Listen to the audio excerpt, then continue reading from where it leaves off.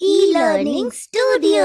संज्ञा और उसके भेद। संज्ञा की परिभाषा।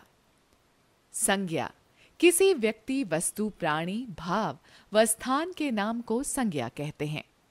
जैसे व्यक्ति राजू, मीरा, गीता, अशोक, राहुल, हरि, अकबर, एंथनी, रीटा, लता, आशा, नज़्मा आदि।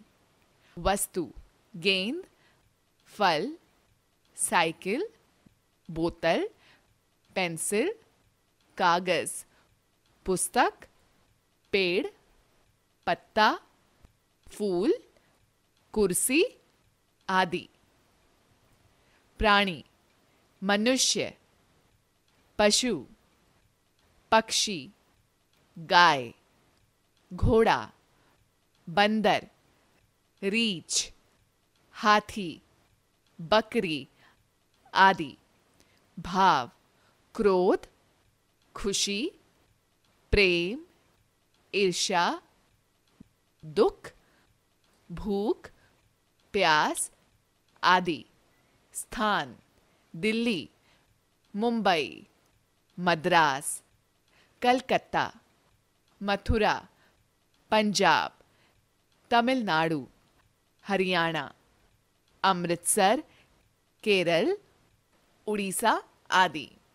इनके अलावा रिश्ते, मौसम, धातु, पदार्थ आदि भी संज्ञा कहलाते हैं। संज्ञा के भेद। हिंदी व्याकरण के अनुसार संज्ञा के 3 भेद होते हैं, परंतु अब इसमें अंग्रेजी व्याकरण के अनुसार 2 भेद और सम्मिलित हो गए हैं, जो कि जातिवाचक संज्ञा के भेद हैं। ये भेद इस प्रकार हैं: व्यक्तिवाचक संज्ञा, जातिवाचक संज्ञा, क द्रव्यवाचक संज्ञा, ख समूहवाचक संज्ञा। भाववाचक संज्ञा। पहला, व्यक्तिवाचक संज्ञा। जो शब्द किसी विशेष एवं निश्चित व्यक्ति, वस्तु व स्थान की जानकारी देते हैं, उन्हें व्यक्तिवाचक संज्ञा कहते हैं। जैसे डॉक्टर भीमराव अंबेडकर ने भारत के संविधान की रचना की। विशेष व्यक्ति।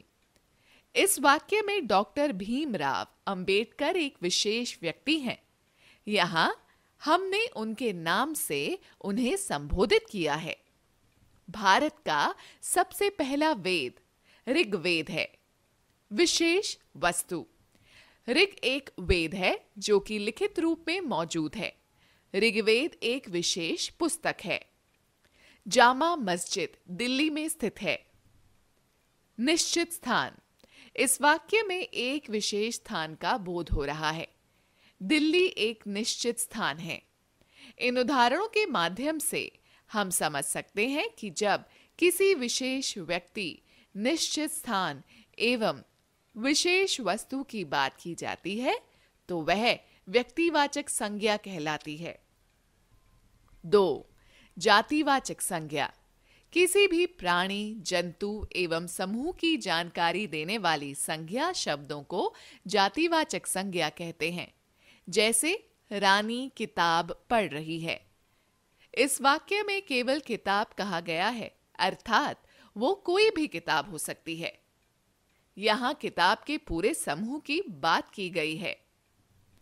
बच्चे विद्यालय जाते हैं। इस पंक्ति में केवल बच्चे कहा गया है, अर्थात किसी विशेष बच्चे के बारे में नहीं, अपितु सभी बच्चों की बात की गई है। आज हम फल खाएंगे। इस वाक्य में किसी फल का नाम नहीं लिया गया है, बल्कि यहां फलों के समूह की बात की गई है। यदि मैं यहां कहूं कि मैंने आज आम खाया था, तो यह भी जातिवाचक संज्ञा ही है, क्योंकि आम की किसी विशेष प्रजाति का नाम नहीं लिया गया है। जातिवाचक संज्ञा के 2 भेद होते हैं। पहला द्रव्यवाचक और दूसरा समूहवाचक। द्रव्यवाचक वह संज्ञा शब्द जो ऐसे पदार्थों तथा द्रव्यों का बोध कराते हैं जिनसे नई वस्तुएं बनती हैं एवं उनका माप तोल किया जा सकता है, उन्हें द्रव्यवाचक संज्ञा कहते हैं।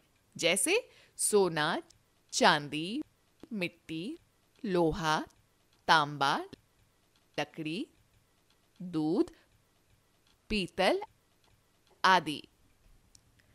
समूहवाचक संज्ञा ऐसे शब्द जो किसी समूह या समुदाय का बोध करवाते हैं उन्हें समूहवाचक संज्ञा कहते हैं। जैसे कक्षा, परिवार, सेना, जनता, अस्पताल, मंदिर आदि। समूहवाचक संज्ञा के समूह के प्रयोग सुनिश्चित होते हैं, इनको बदला नहीं जा सकता। जैसे पर्वतों की श्रृंखला, नक्षत्रों का मंडल, तारों का पुंज, कागज का दस्ता, सैनिकों का जत्था, चोरों का गिरोह, गायकों की मंडली, कर्मचारियों या मजदूरों का संघ, भेड़ों का झुंड। 3. भाववाचक संज्ञा जिन संज्ञा शब्दों से किसी व्यक्ति या वस्तु के गुण, दोष, दशा, अवस्था, धर्म आदि का बोध होता है उन्हें भाववाचक संज्ञा कहते हैं। जैसे दया, शांति, प्रेम, अच्छाई, धैर्य, बुढ़ापा, सफलता, सुंदर, बहुमूल्य इत्यादि। भाववाचक संज्ञा में उन गुणों का बोध होता है जिसका अनुभव हमारा मन या हृदय करता है, किंतु हम उन्हें ना तो देख सकते हैं ना ही स्पर्श कर सकते हैं। जैसे क्रोध, आक्रोश, मिठास, शत्रुता, मित्रता आदि। भाववाचक संज्ञाएं 4 प्रकार के शब्दों से बनाई जा सकती है। इसके कुछ उदाहरण इस प्रकार हैं। जातिवाचक संज्ञा से मित्र, मित्रता, मनुष्य, मनुष्यता, मजदूर, मजदूरी, देव, देवत्व, ममता, ममत्व, चोर, चोरी।